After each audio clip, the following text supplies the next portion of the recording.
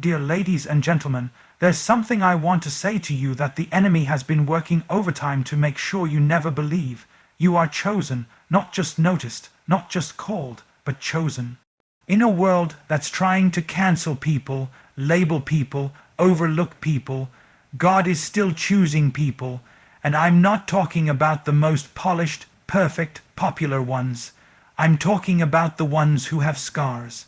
The ones who made mistakes, the ones who feel invisible in a crowded room. Yes, you didn't choose yourself. He chose you before your achievements, before your failures, before anyone ever applauded you or rejected you. And here's the wild part. He didn't just choose you for survival. He chose you for impact, for purpose, for transformation. But when you don't believe you're chosen, you live like you're replaceable. You shrink, you hide, you second guess every move. You walk around like a mistake when you were created on purpose. Listen, God doesn't choose people the way the world does. The world picks people based on filters and followers. God chooses based on faith and willingness. You weren't the world's first pick, but God's only pick. You may be overlooked by men, but you've been handpicked by God. So it's time to walk like you're chosen. Talk like you're chosen. Pray like you're chosen. Build like you're chosen. Stop waiting for validation from people who didn't call you in the first place. You already have the stamp of heaven. Now live like it. 10 key points of the speech. Being chosen is an identity, not a feeling. You may not feel qualified, ready, or worthy, but being chosen isn't about your feelings. It's about God's decision and your willingness to walk in it. You were chosen before you were born. Your calling didn't begin the day you figured things out. It began before the foundation of the world. God knew your flaws, failures, and fears, and still chose you. God chooses imperfect people on purpose. He specializes in using the broken, the insecure, the overlooked, because His glory shines best through cracks. Being chosen doesn't mean it'll be easy, but it will be worth it. You'll face resistance, doubt, and spiritual warfare, but chosen people don't quit. They rise. When you know you're chosen, you stop competing. There's no need to compare when you know no one can take what was assigned to you. Your choices must align with being chosen. You can't walk like you're average and expect chosen results. Being chosen requires obedience, integrity, and consistency. You are chosen for purpose, not popularity. You may not go viral, you may not be clapped for, but you're building something eternal. Heaven sees it. Rejection is often redirection to your real assignment. Just because man says no doesn't mean God changed his mind about you.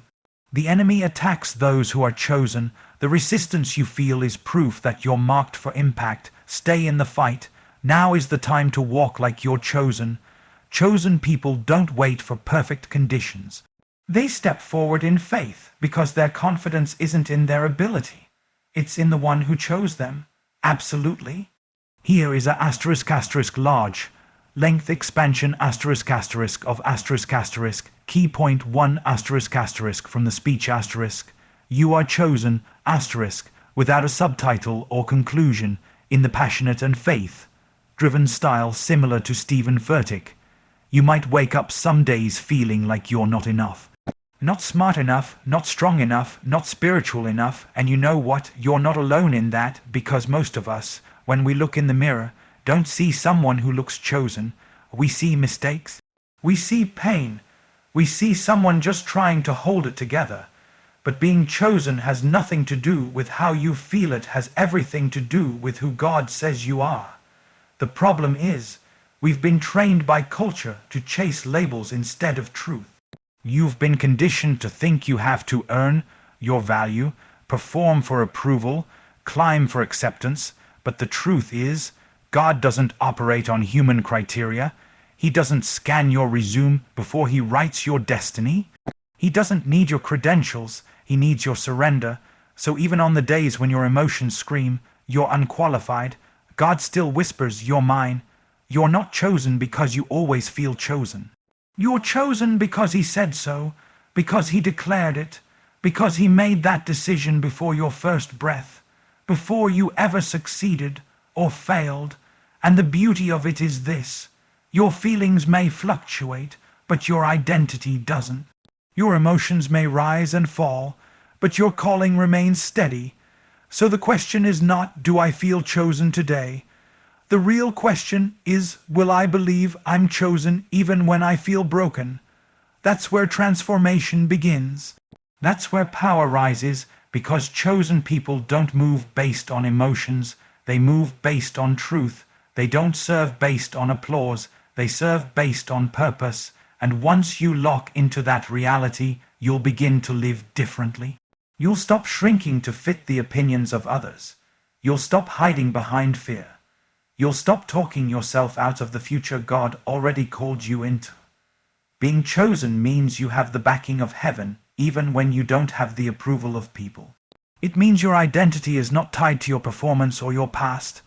It means that you can step into the day, even trembling, and still know you belong, you are called, and you are already enough because the one who chose you never changes his mind. Before anyone ever put a name on you, before your parents held you, before you ever experienced pain, rejection, or victory, you were already chosen. Let that sink in. God's decision to choose you didn't come after you proved yourself. It wasn't based on your church attendance, your spiritual performance, your GPA, your title at work, your social media status, or your family name. You were chosen before you ever had a chance to earn it or ruin it. This means your identity is not based on your history. It's based on his intention. There's a scripture that says, before I formed you in the womb, I knew you. Before you were born, I set you apart. That means before the world saw you, God had already spoken over you. While others were still waiting to see your potential, heaven had already decided your purpose. You were chosen in the dark before the lights were ever turned on in your life, before your first success. Before your first mistake, before your heart was ever broken, before you even believed in yourself. He believed in you, and not because of what you do, but because of who he is But here's the tragedy. Some people spend their entire lives trying to earn something that God already gave them. Running after approval, running after applause, hoping someone would see them. But what if you knew that you were already seen, already picked, already appointed? You didn't sneak into your calling. You weren't a last-minute backup plan. You didn't get here because of luck or hustle. You got here because heaven wrote your name on the assignment, long before you even understood what purpose meant. So while people are busy debating your worth, God is already unfolding your calling. While people are wondering whether you'll ever make it, God is saying, I made you for this. That's why you can walk into a room with confidence even when nobody claps for you. That's why you can lead even when you still struggle, because being chosen isn't something you grow into. It's something you wake up and agree with You didn't earn this identity through perfection. You received it through his decision. So now the question isn't do I feel worthy? The real question is will I walk worthy of what I already have? Certainly. Here's large length expansion of key point 3 from the speech you are chosen written in the bold, grace-filled and emotionally raw style you're looking for without a subtitle or conclusion. If there's one thing that confuses people, it's how God seems to keep choosing people who don't fit the mold. You ever notice that? God doesn't choose the most polished. He doesn't always pick the most popular. He doesn't wait for someone to clean up their act before he hands them a calling. He chooses the ones that everyone else walks past, the ones who have been counted out, the ones who have been broken, the ones who carry baggage, the ones who feel like their past disqualifies them from any kind of future. God doesn't need perfect people. He needs willing people. He doesn't need credentials. He looks for availability because God is not intimidated by your mess. He's not afraid of your failure. He's not guessing his choice just because you've made some wrong turns. In fact, he factored in your flaws before he called your name. Isn't that wild? While you're busy trying to fix everything before stepping into your calling, God is saying, I already saw it. I already knew, and I still chose you. Some of the most powerful people in Scripture weren't perfect. They were chosen despite their imperfections. Moses had a stutter, David had a scandal, Peter had a temper, Paul had a past, yet all of them were chosen. Not because of what they brought to the table, but because God wanted them at the table. So maybe what you see as weakness, God sees as the platform for his glory. Maybe the very thing you're trying to hide is the thing he wants to use. Maybe your brokenness is the doorway to someone else's breakthrough, because God's glory is magnified through cracks, not cover-ups. He doesn't shine through people who act like they've got it all together. He shines through those who admit, God, I can't do this without you. And that's when the power shows up. Not when you finally feel perfect, but when you finally say yes. Being chosen doesn't mean you're flawless. It means you're favored in spite of the flaws. So if you've been sitting on the sidelines, disqualifying yourself because of your past, stop. Your broken places don't exclude you, they make you usable. The very thing you thought would keep you out may be the very reason God brought you in. You're not a mistake. You're a miracle in motion and it's time to stop asking for permission to step into what you've already been chosen for. Of course, here's a large length expansion of key point 4 from the speech you are chosen written in the emotionally honest faith-fueled style of Stephen Furtick, without any subtitle or conclusion. Being chosen does not mean the journey will be easy. It doesn't mean everything will go according to your plan. It doesn't mean you'll always feel strong, or that people will support you, or that the doors will open the first time you knock. But hear me, the fact that it's not easy does not mean it's not God. Sometimes we get it twisted.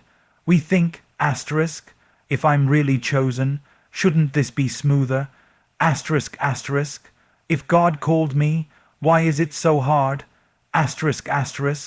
Why do I feel resistance when I'm trying to do the right thing? But chosen doesn't mean painless. Chosen means purposed If you've been chosen, expect the fire, expect the pressure, expect the battle, because anything God calls is also tested You will have moments when you question the calling. Moments when you cry in silence, moments when you wonder if you misheard God, but don't confuse pressure for punishment. What you're carrying is weighty because your calling is weighty. God is strengthening you, not destroying you. Because every chosen one has to go through a season of crushing Not because God is cruel, but because he's refining you. You can't carry divine purpose with a casual mindset. He has to pull some things out of you before he can release what's inside of you. That's why the struggle isn't always a sign you're doing something wrong. Sometimes it's confirmation that you're right where you're supposed to be Look at anyone God ever used. Every single one of them faced resistance. Every single one walked through pain. Every single one had to fight through seasons of darkness, doubt, betrayal, fear, and loneliness. Why? Because being chosen doesn't exempt you from suffering. It gives your suffering significance It's one thing to go through pain because of poor choices, but it's a completely different thing to walk through pain with purpose To know that what you're carrying is bigger than your comfort. To know that there's legacy on the other side of the labor. That your tears are not in vain.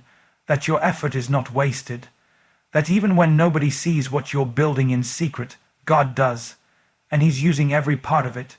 You see, being chosen doesn't just look like platforms and blessings. Sometimes it looks like closed doors, like lonely nights, like unanswered prayers, like holding on by a thread. But even then, especially then, you are not abandoned, you are being prepared. So if the road feels steep right now, don't give up. It's hard because it's holy. It's painful because it's preparation. The resistance you feel is often the clearest evidence that you're walking in your assignment. You weren't chosen for ease, you were chosen for impact. And impact is always born in pressure, absolutely. Here's a large, length expansion of key point 5 from the speech you are chosen crafted in the passionate identity, affirming tone you're seeking, without a subtitle or conclusion. One of the greatest traps that chosen people fall into is comparison. And it's not because they're insecure, it's because they're uncertain. When you don't fully know who you are and what's inside you, it's easy to look to others to define your worth. But here's the truth. Comparison is the enemy's cheap way to keep chosen people distracted, divided, and drained. The moment you forget you're chosen, you start looking sideways. You measure your pace against someone else's timeline. You weigh your calling against their stage. You start feeling behind when you were never supposed to be in their race to begin with. But let me say this with clarity. What's on someone else's life has nothing to do with what God placed on yours. You weren't called to mimic. You were called to manifest. God didn't choose you to copy someone else's purpose. He chose you to carry something original. You're not in competition with anyone. Why? Because nobody can take what was custom made for you. Nobody can walk in your anointing. Nobody can fulfill your assignment the way you can. The favor on your life has your fingerprints on it. It can't be transferred, imitated, or duplicated.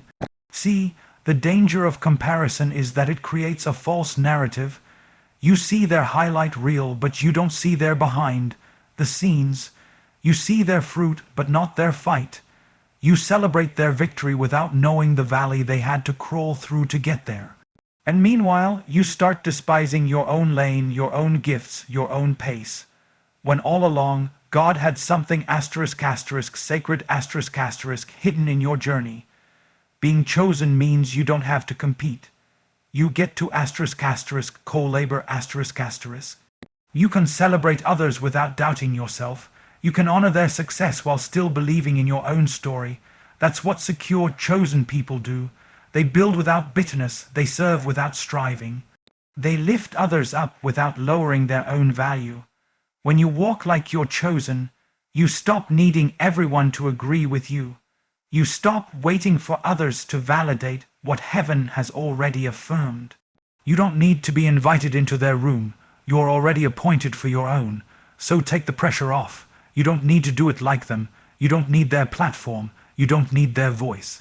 You just need to be faithful with what God placed in your hands. And when you stop comparing and start building, you'll realize you were never behind. You were just being prepared for something no one else could carry.